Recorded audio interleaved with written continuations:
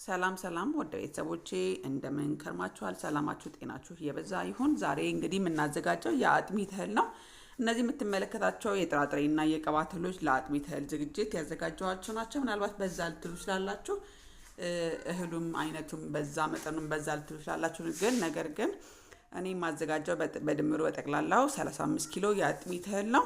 የአጥሚት እህሉ 35 ኪሎ የሆነበት ምክንያት ደግሞ ከቤተሰቤ የሚወልድ ሰው ስላለ ለነሱ አዘጋጅቼ ልልክላቸው ነው። ዝርዝራቸውንና መጠናቸውን በተመለከተ ግን አብረን እንቆጥራቸዋለን። እንግዲህ የአጥሚት እህሎች ውስጥ ዋናው ግብአት ብለን የምንጠራው አጃ ነው። አጃ በጣም ዘርፈ ብዙ ጠቀሜታ ያለው የጥራጥሬ አይነት ነው። በጣም እንግዲህ ኦትስ የምንለው ወይም አጃ በተለምዶ በኢትዮጵያውያን ዘንድ አጃ አልጠጣ እንደውም ከአጥሚት ይልቅ አንዳንድ ቦታ ሙቅ ይባላል። በእርግጥ ግን አጃ ጠጡ ይባላል። ስለዚህ ትልቁን ድርሻ የሚይዘው አጃዬ ነው። ይሄ በደንብ ለቅሜ አጥቤ ፀሐይ የመታው ነው። እዚህ ጋር ምናልባት ሳህኔ ላይ ትንሽ ትመስላለች፣ ግን በአጠቃላይ 20 ኪሎ ግራም አጃ ነው ያዘጋጀሁት። ዋናው ግብአት አጃ ስለሆነ ማለት ነው። ሁለተኛው ግብአት ነጭ ገብስ። ይሄ ተፈተገ ነው። ተፈትጎ ታጥቦ ደርቆ ነው። እዚህ ጋር የምትመለከቱት 5 ኪሎ ግራም ገብስ አዘጋጅቻለሁ። 25 ሆነ አይደለ? በጣም ጥሩ። እዚህ ጋር እንደምትመለከቱት የተፈተገ ነጭ ስንዴ 1 ኪሎ ግራም 26ኛ ማለት ነው። የተፈተገ ነጭ ስንዴ። አራተኛው ግብአቴ ነጭ ዱቤ 1 ኪሎ ግራም ነጭ ዱቤ ለቆሎ የምንጠቀመው ማለት ነው። ይሄ በደንብ እንግዲህ የበሰበሰ ካለው የነቀዘ አፈር፣ ጠጠር፣ ድንጋይ መሰል ነገሮች ውስጡ ያው ስንገዛ ስለማይጠፋ ወይም የተለቀመ ካገኛችሁ የተለቀመ አድርጋችሁ 1 ኪሎ ግራም። አምስተኛው ግብአታችን አሁንም 1 ኪሎ ግራም አኩሪ አተር። እንግዲህ ከዚህኛው አተር ጋር ይለያያል። ይኸውላችሁ ያያችሁት ይሄኛው አተር ዱቤ አተር ነው። እዚህ ጋር ደግሞ አኩሪ አተር ይባላል። አኩሪ አተር 1 ኪሎ ግራም አምስተኛው ግብአቴ ማለት ነው። ስድስተኛው ግብአቴ ተልባ ነው። ተልባ እንግዲህ ይኸውላችሁ እንደምትመለከቱት ቅባቱ ራሱ እንደዚህ ሲታይ ያስታውቃል። ነጭ ተልባ ነው እዚህ ጋር ያለው። ሌላው ተልባ በቀይም አለ። በዚህ መልኩ እንደምታዩት እኔ በድምሩ 1 ኪሎ ግራም ተልባ ነው ያረኩት። ለማሳየት እንዲረዳኝ ግን ምን አረኩ መሰላችሁ? በጥቁርና በነጩ ግማሽ ግማሽ አድርጌ እንደዚህ ለማሳየት ማለት ነው።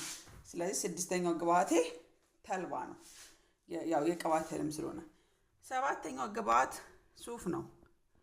ሱፍ እንግዲህ ከቅባት እህሎች አንዱ ነው። 1 ኪሎ ግራም ነው የማረገው።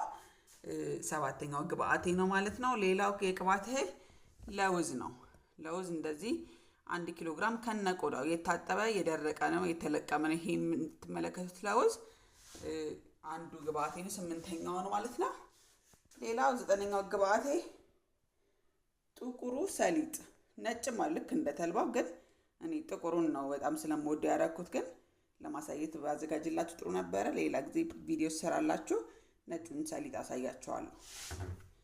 አያችሁት? ጥቁር ነው።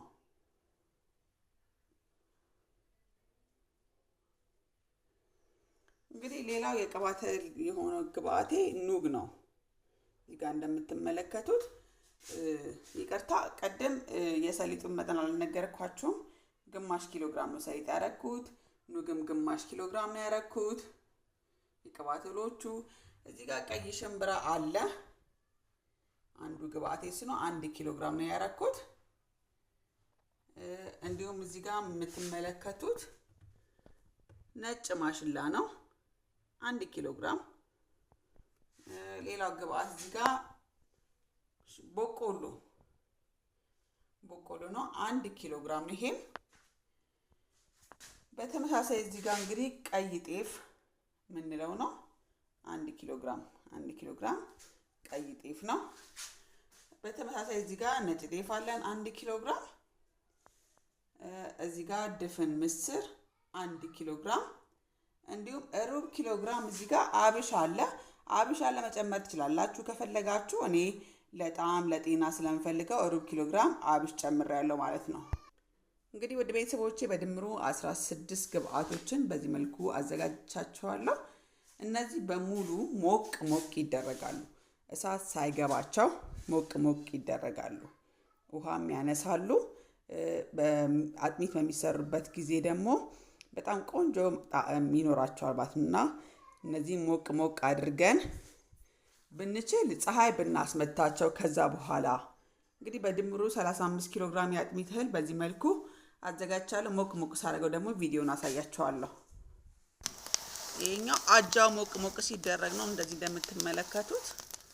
እናንተ በእንጀራ ምጣድ ወይም በመጥበሻም በተመቻችሁ ማድረግ ትችላላችሁ። ግን ቀደም እኔ 20 ኪሎ ግራም ነው አጃው ስላልኳችሁ በዚህ መልኩ እንዲያፈጥነኝ እንደዚህ ምስ እያረኩት ነው። ሞቅ እያረኩት ነው።